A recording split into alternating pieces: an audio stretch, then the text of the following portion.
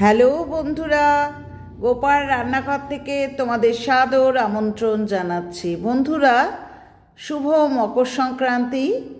সবাইকে শুভেচ্ছা ভালোবাসা জানিয়ে আজকের ভিডিওটি শুরু করলাম। মকর সংক্রান্তি উপলক্ষে প্রত্যেকেই তার বাড়িতে কিছু পিঠে পায়েস বানিয়ে থাকেন। আমিও তার বাইরে নয়, আমিও কিছু পিঠে পায়েস বানিয়েছি। তো তার মধ্যে যেটা বাঙালি বাড়িতে ভীষণভাবে জনপ্রিয় সেটা হচ্ছে পায়েস বা পরমান্ন। তো যে কোনো ফেস্টিভ সিজনে, যে কোনো অনুষ্ঠানে, সে জন্মদিন বলো, যে কোনো অনুষ্ঠানে আমরা পায়েসকে দিয়েই শুরু করি। তো আমার প্লেলিস্টটায় তোমরা চলে যেও, পিঠে পায়েসের অনেক রেসিপি আমি আমার প্লেলিস্টে দিয়ে রেখেছি, পায়েসও দিয়ে রেখেছি। তো আজকে খেজুরের গুড় দিয়ে যে পায়েস, সেই পায়েসটা তোমাদের করে দেখাচ্ছি। ঠিক আছে বন্ধুরা? তো সেই খেজুরের গুড়ের যে পায়েস, সেই পায়েসটা স্বাদে গন্ধে অতুলনীয়, যেটা খেতে প্রত্যেকেরই ভালো লাগে। তো শীতকাল, তো এই সময় নলেন গুড় কিন্তু সহজলভ্য। প্রথমে আমাদের গোবিন্দভোগ চাল নিতে হবে। আমি দেখো একটা বাটিতে কিন্তু ঠিক 2 মুঠ গোবিন্দভোগ চাল নিচ্ছি। আমি কোনো গ্রামের হিসেবে যাচ্ছি না। 1 লিটার দুধের জন্যে কিন্তু 2 মুঠ গোবিন্দভোগ চাল লাগে। চালটাকে ভালো করে ধুয়ে রাখলাম। আর কিছু কাজু কিশমিশ নিয়েছি। কড়াইতে 1 চামচ ঘি দিয়ে আমি এই কাজু কিশমিশটাকে ভালো করে ভেজে তুলে নিলাম অন্য একটা পাত্রে। তারপর বন্ধুরা, আমি যে গোবিন্দভোগ চালটা, অর্থাৎ 2 মুঠ 1 লিটারের জন্যে এই হিসাবে যে গোবিন্দভোগ চালটা নিয়েছিলাম, সেটা ওই ঘিতে দিয়ে একটু নাড়াচাড়া করে নিলাম। আমি আগেই 1 লিটার দুধকে অন্য পাত্রে ভালো করে ফুটিয়ে নিয়েছিলাম।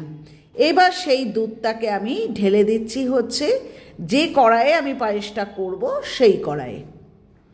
বন্ধুরা, এইবার আমি দুধটাকে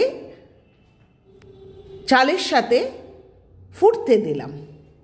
দেখেছো, দুধটা প্রায় আমার উতলে উঠছে। এখানে কিন্তু দেখো তুমি, কড়াইয়ের গায়ে কিন্তু কিছু সরের মতো আটকে যাচ্ছে। পায়েস করার কিন্তু মেন ট্রিক্স হচ্ছে এই যে মালাইটা, অর্থাৎ সরটা কড়াইয়ের ধারে ধারে জমতে শুরু করেছে, সেটা কিন্তু আস্তে আস্তে, যেহেতু এটা ননস্টিক, আরও সুবিধা হয়। দেখেছো তো কীভাবে আমি নামিয়ে নিচ্ছি। যত এটা দুধের মধ্যে দিতে থাকবে, অর্থাৎ ওই সরটাকে গা থেকে ভালো করে হাতার সাহায্যে নামিয়ে দুধের মধ্যে দিতে থাকবে, তত পায়েসের স্বাদ নির্ভর করবে। ঠিক আছে বন্ধুরা, এইবার ভালো করে আমি চালটাকে যতক্ষণ পর্যন্ত না সেদ্ধ হচ্ছে, ততক্ষণ পর্যন্ত আমি দুধটাকে ফুটিয়ে চালটাকে সেদ্ধ হতে দিলাম। এখানে আমি তেজপাতা দেব না, যেহেতু খেজুরের গুড়ের পায়েস, তেজপাতা দিলে একটু গন্ধটা অন্যরকম হয়ে যায়। দেখেছো বন্ধুরা, আমি কিন্তু এটা মিডিয়াম ফ্লেমে করছি, একদম হাই ফ্লেমে কিন্তু করবে না। আর দেখেছো আমি গায়ের থেকে কিভাবে সরটাকে টেনে টেনেই কিন্তু কড়াইয়ের মধ্যে দিয়ে দিচ্ছি। কত সর হচ্ছে দেখো। আমি কিন্তু বারবারই, আমি প্রত্যেকটা, দেখবে আমার পিঠে পায়েসের রেসিপিগুলোর মধ্যে প্রত্যেকটার ক্ষেত্রেই বলছি যে আমি কিন্তু ফুল ক্রিম মিল্কে কিন্তু কাজ করি, তাতে স্বাদটা অনেক বেশি বাড়ে। দেখেছো, এইবার কিন্তু আমার চালটা সেদ্ধ হয়ে গেছে, একদম প্রায় ক্ষীরের মতো ঘন হয়েছে। আমি এই হিসেবটা বললাম কেন, যত চালের পরিমাণ হবে তত কিন্তু কম হবে, ততই কিন্তু পায়েসটা ক্ষীরের মতো হবে। হয়ে গেছে দেখেছো। এই সময় আমি কিন্তু 4-5 চামচ চিনি দিয়েছি। কেন?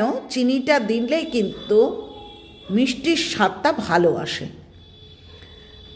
অল্প চিনি দিও, বেশি চিনি দিও না, বেশিরভাগটাই কিন্তু খেজুরের গুড় দিও।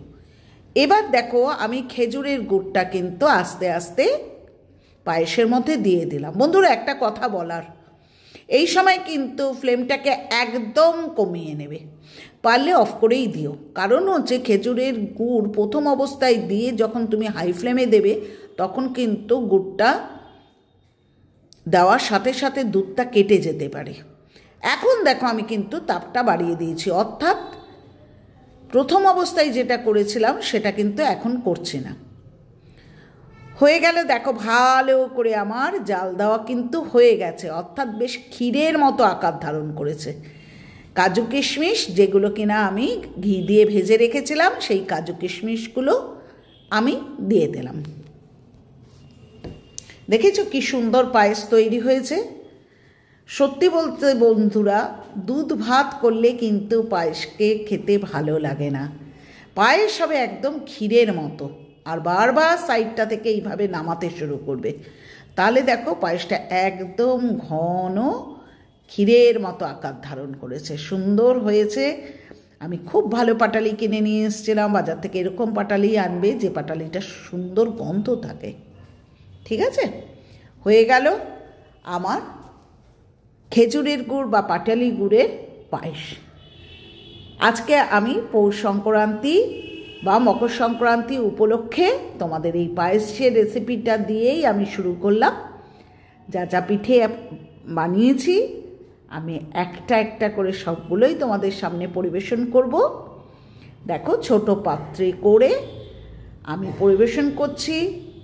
আমি কাজু কিশমিশ ওপর থেকে দিয়ে সাজিয়ে দিয়েছি, আর দেখতে সুন্দর যাতে লাগে তার জন্যে একটু চেরি কেটে দিয়েছি। এটা ম্যান্ডেটরি নয়, এটা দেখতে সুন্দরের জন্য। ঠিক আছে, তো এই হয়ে গেল আমার নলেন গুড়, খেজুরের গুড় বা পাটালি গুড়ের পায়েস। বন্ধুরা, পুরনো বন্ধুরা যেভাবে সুন্দর সুন্দর কমেন্ট করছো, বারবার বলছে আমি কৃতজ্ঞ। অসম্ভব ভালো ভালো কমেন্ট করছো তোমরা। আর নতুন বন্ধুরা বেল আইকনটা প্রেস করো, চ্যানেলটাকে সাবস্ক্রাইব করো, লাইক করো, কমেন্ট করো, শেয়ার করো। ঠিক আছে, আর তোমাদের একটা কমেন্টের মূল্য কিন্তু আমাদের কাছে অপরিসীম। পরের দিন আবার মোটিভেট হয়ে আমরা কিন্তু ভালো কিছু করি। ঠিক আছে, আজ আসি, পরের দিন ফিরবো নতুন আইটেম নিয়ে। টাটা, ভালো থেকো।